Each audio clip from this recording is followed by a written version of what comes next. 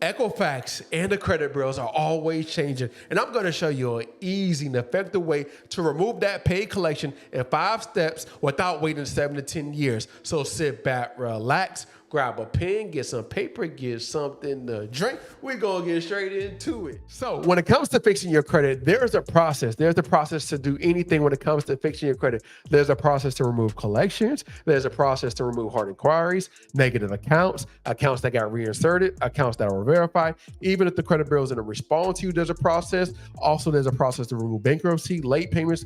There's a process to go about removing basically anything from your credit report, all right? And I'm gonna break down the process of what you need to do to remove that paid collection. Now, I understand that you paid a collection. However, we're gonna leverage the specific law, all right? And the law that we're gonna leverage is this one right here, 15 USC 1681 EB, all right? Accuracy of reporting, okay? Whenever a consumer reporting agency prepares a consumer report, all right, let's go over this first thing. Whenever a consumer reporting agency, whether that's Equifax, whether that's Experian, whether that's TransUnion, and anybody else that's preparing a report about you, it shall follow reasonable procedure to ensure maximum possible accuracy of the information concerning the individual about whom the report relates. All right, so what you want to do first is get your report, all right, and look at that paid collection. Yes, you paid it off. That's okay, because now you have a paid off collection. You don't owe nobody no money. Hey, congratulations. But is it reported correctly on your report? And what you want to do is get that report and just look at it and see if it's reporting correctly. All right, is the balance reporting correctly? Is the it should be reporting 0, but is the open date reporting correctly? Is data last payment reporting correctly? Is data last active reporting correctly? All right, is everything reported correctly? Last reported, is it reporting correctly on your report? And if it's not assuring maximum possible accuracy, if it's not reporting correctly, all right, because if it's not reporting correctly, it's affecting you later on when the account is actually supposed to fall off your report, all right? So what you want to do is check to ensure maximum possible accuracy. Next thing, what you want to do before we send off our first letter, to Experian, TransUnion, Equifax to challenge the completeness and accuracy of the specific account, what you want to do is clean up your personal information, all right? First thing we want to do is create a free account. Like we're about to dispute online, review your name, review your address, review your phone number, addresses associated with that negative or paid collection, then create your letter, and where do you need to send that letter? We're going to talk about all that, all right? So first thing first, you want to go ahead and create a free account with Experian, all right? TransUnion and Equifax, you can go ahead and create a free account with them, all right? Now, what you want to do next is act like when you're on Experian, you want to scroll all the way down to the bottom and click on Help Center, all right? And then from there, what you want to do is just click on File a Dispute. And now what you want to do is click on Start a New Dispute. And then what you're going to see is your personal information. You want to go to the personal information tab. And what you're going to do is see variations like you see right here. This is just an example. I made this up. However, you're going to see different variations of your name, all right? Variations of your first name, variations of your last name, middle name. You're just going to see different variations. But you're supposed to have one name, one address, one phone number, and if you have job history, one job history on your report. And if you do have your spouse on there, you just want to have your spouse. And if you don't have a spouse, hey, and if it's reporting to the spouse, you just want to clean all that up, all right? Next thing you want to do is just review your addresses, because you're going to see, like I said before, different variations of your addresses as well. So look at all the addresses and see what's reported not correctly on your report and clean up, just make a mental note or highlight it, download it, take a picture of it, whatever you need to do, all right? Because you're going to need that later on. I'm going to show you how to create your letters. So after you do that, you also want to look at your phone numbers as well. Hey, do you have multiple phone numbers? Do you have old phone numbers? Do you have phone numbers that don't belong on there? You want to clean up, like I said earlier, you want to clean up that as well, all right? So look at all the accounts that are associated with your personal information. So you want to check every single address and then click right here. As you can see right here, click on it. And what you want to do is just open up everything and see what address is associated with the specific accounts, all right? Because you want to clean up everything, whether that is with the collection or whatever that is with another account. You want to clean that up because you just want to have one name, one address, one phone number, one job history on your report. So just go line item by line item and just click on every single address and see what is associated with that specific address, all right? Now, what you want to do is just an example, just click on it, and what you're going to see is you're going to be able to see what address is associated with that specific account. And then from there, you want to grab that and then create your letter. All right. So how you create your letter is to whom it concerned. We're talking to Equifax or Experian, TransUnion, whoever you're directing this to. I was just looking over my report, found some address that appeared to be incorrect. And then from there, you would just want to list all your addresses that you saw that are incorrect, that you saw different variations of it. All right. And then there should be only one address listed on my report. And then you want to list that address. All right. And then if you see any incorrect names, you also want to add that as well. And then from there, you also want to add your phone number as well and job history, clean all that up. You just want to have, like I said earlier, one name, one address, one phone number, one job history. And if you need a spouse, you can add your spouse on there. Don't want to have your spouse, clean that up as well. All right. And then from there, after you send that letter, you want to send it to Experian, TransUnion, and Equifax, certified. Wait your time. It shouldn't take that long to clean up your personal information, but just give it some time. And then you want to create your first letter. And I'm going to show you how to do that. Now it's time to create your first letter. How do you create your first letter? Here's just an example, right? Have your name, your address, today's date, Equifax address, to whom it concerned. I just recently looked at my report and I want to make sure everything is 100% correct and accurate. Can you reinvestigate the accounts listed below? So the accounts that you want to list are those paid collections, right? Because what we're telling them to do is make sure everything is complete and accurate, all right, based off of the specific law.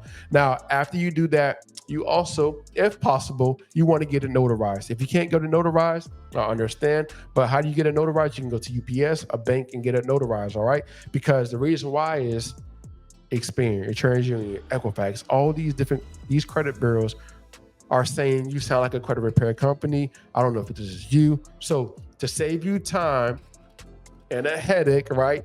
You want to tell them to, you want to get it notarized and then wait your time, all right? You want to wait for results.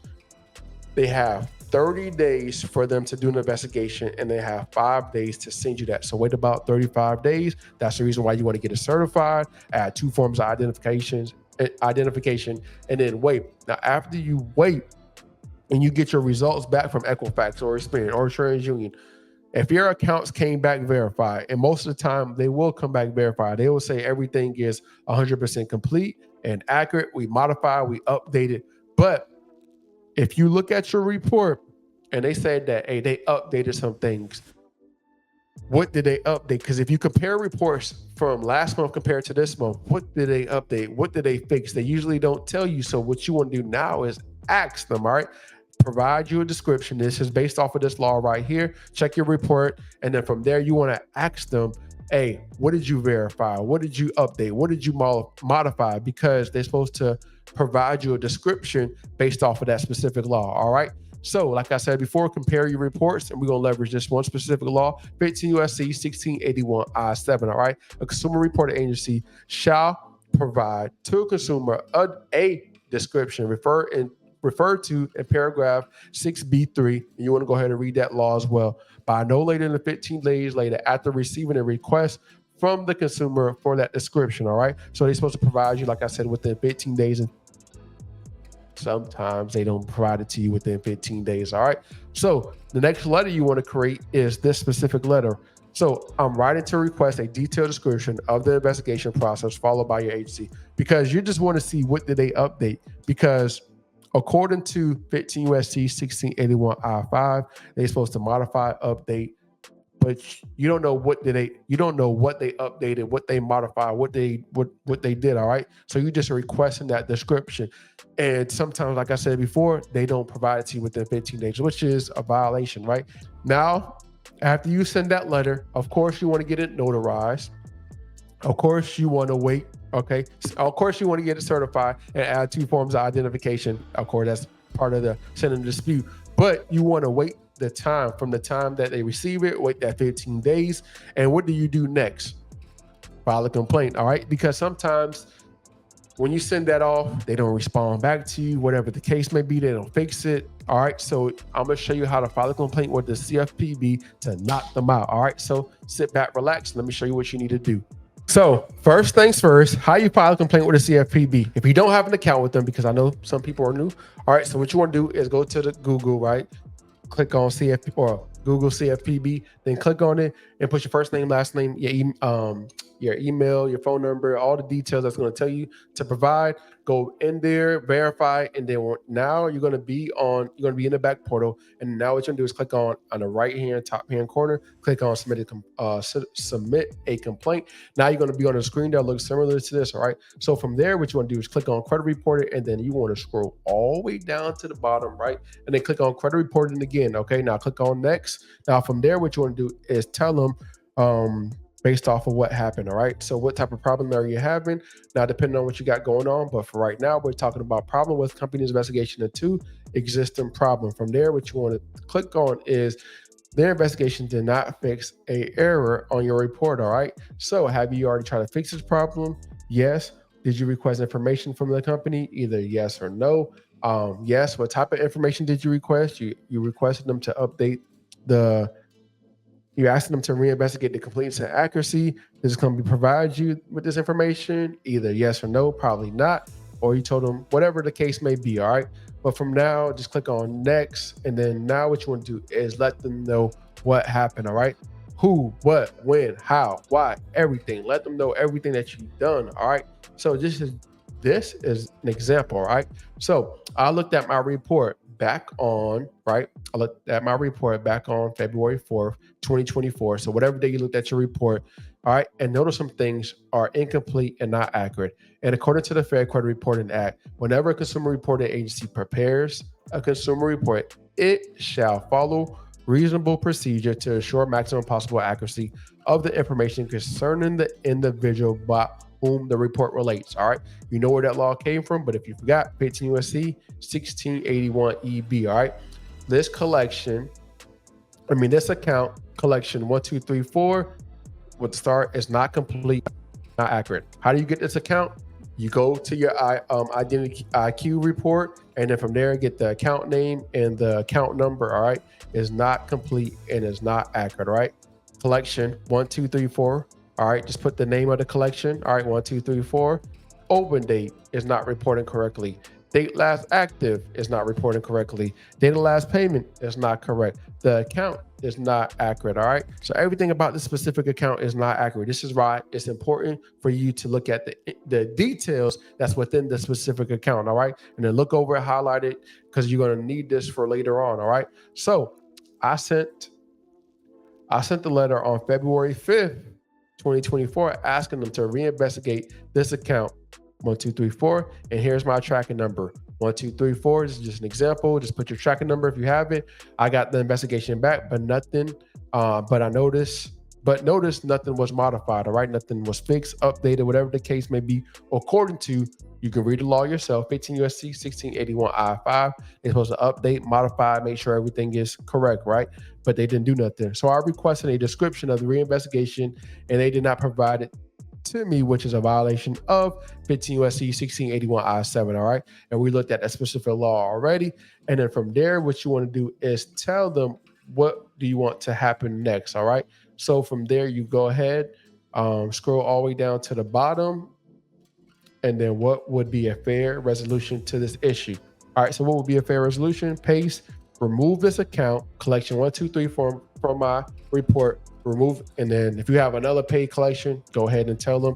There's just an example. And then from there, you can also upload the letter that you sent to Equifax or TransUnion or Experian. All right. So now from there, what you want to do is click on next. And then from there, who are we complaining about? Since we're talking about Equifax, you want to click on and look for Equifax. So Equifax.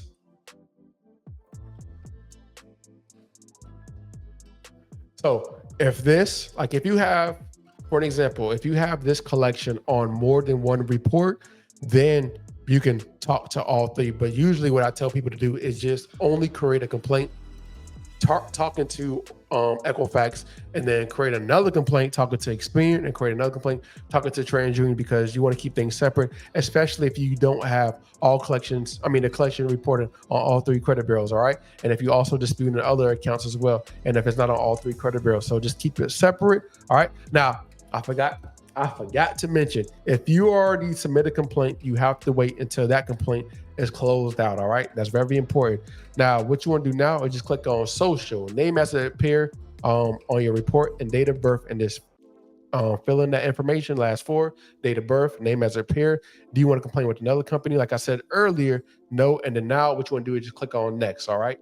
So after you click on next, you want to review your personal information, review your complaint, and then click on submit. Now you should start seeing some results, but Experian, TransUnion, Equifax might ask for an additional time to do an investigation, all right? They usually ask for an additional 60 days. Now, it doesn't take them 60 days. It usually takes about 30 days. Now you should start seeing some results, but nothing's guaranteed when it comes to fixing your credit. So if you don't get no results, this is the reason why we created a service, because they like to play crazy. So what we do now is, instead of doing the traditional credit repair, where we go back and forth with the credit bureaus, hey, we get some violations, get the violations, and then submit it to the lawyer, and then the lawyer, you already know, takes off. All right. Now, if there's something that you want to do or sign up for, click the link in the description, schedule a call, see if it's a good fit. If it's not, hey, it's all good. Hey, continue watching the videos, and I'm going to continue providing value to help you knock the credit bureaus out. All right. See you in the next one.